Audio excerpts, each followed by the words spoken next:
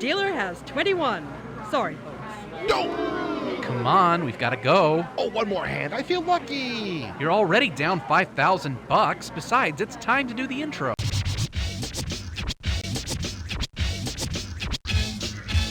Welcome to episode 22 of Interactive Entertainment.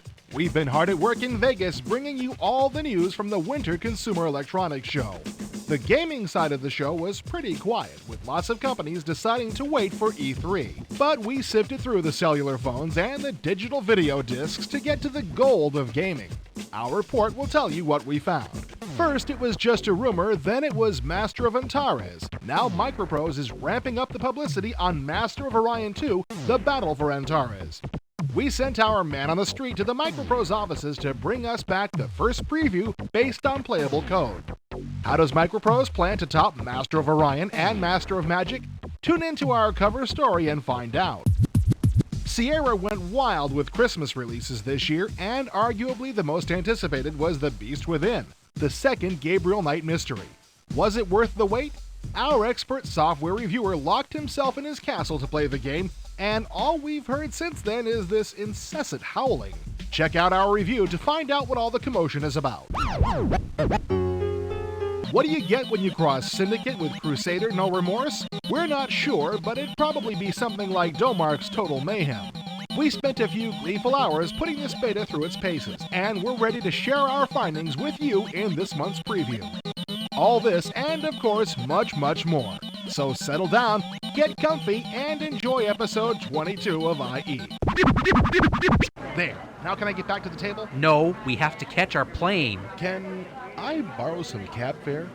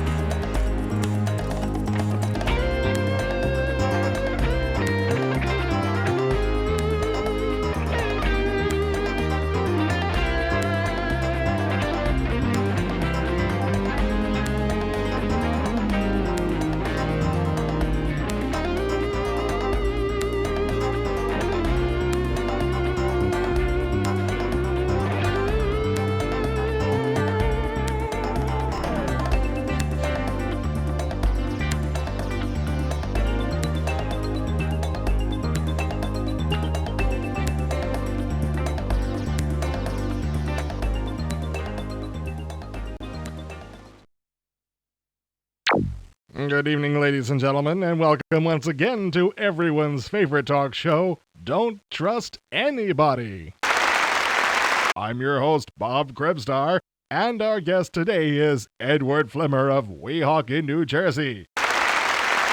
Hello there, Edward. Hello to you, Bob. I'm a huge fan of the show. Isn't everybody?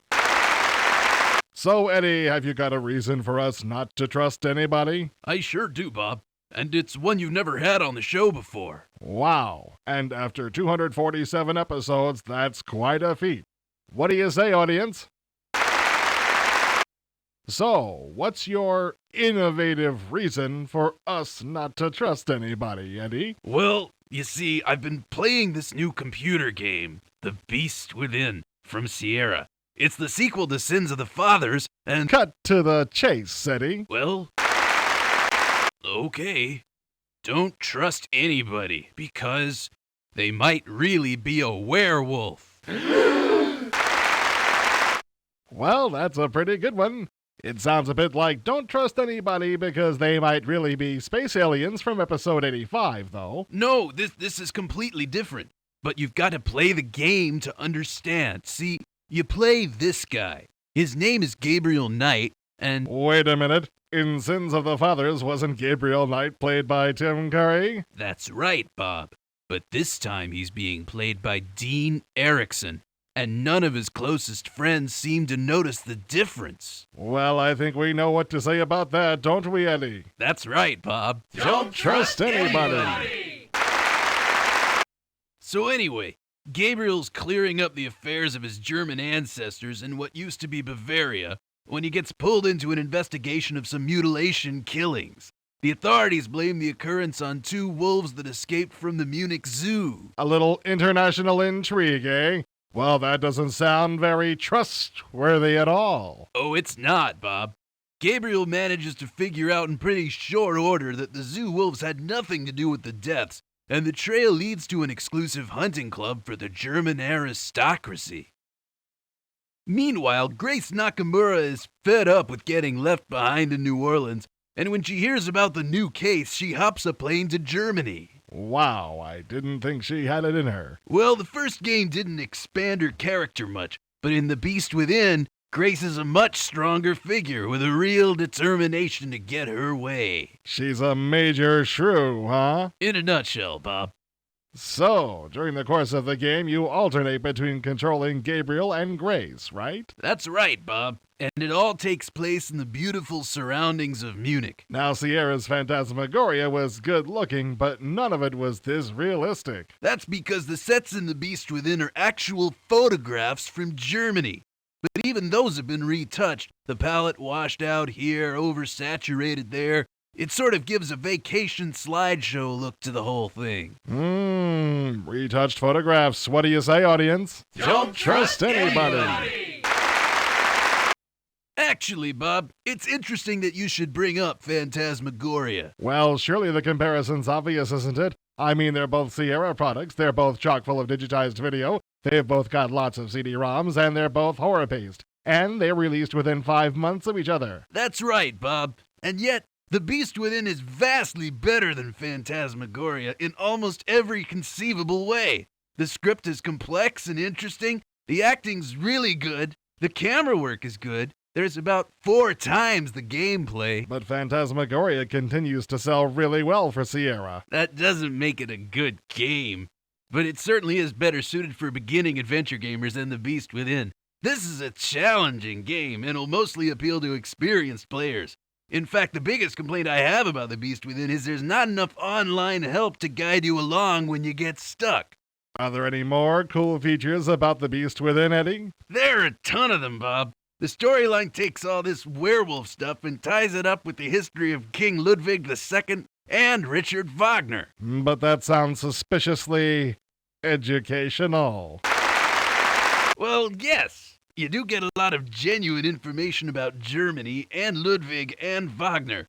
But somewhere along the line, the facts are twisted to help the story out, and you're never told exactly when. Revisionist history. I guess you know what to say to that, don't you, audience? Don't trust anybody.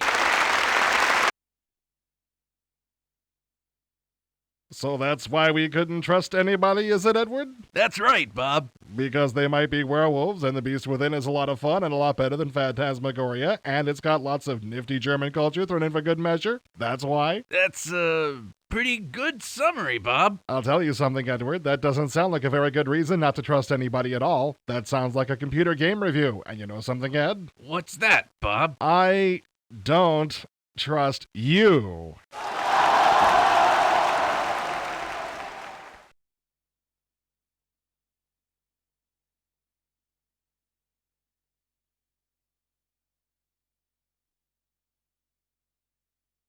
And so ends episode 22 of IE. But never fear, we'll be back next month with lots of... Just a second, folks. I've just been handed an important bulletin. No way! This is incredible. In an effort to bring you more timely news, more extensive hints and tips, we're going to start packaging IE with Computer Game Strategy Plus Magazine. You'll still get IE's signature two-person reviews, the patches, and of course demos. And last but not least, a new lower price. So next month, look for us packed with Computer Game Strategy Plus. Until next time, cyberfans, keep cool, be well, and don't risk buying any clunkers. Wait for us to tell you what's hot.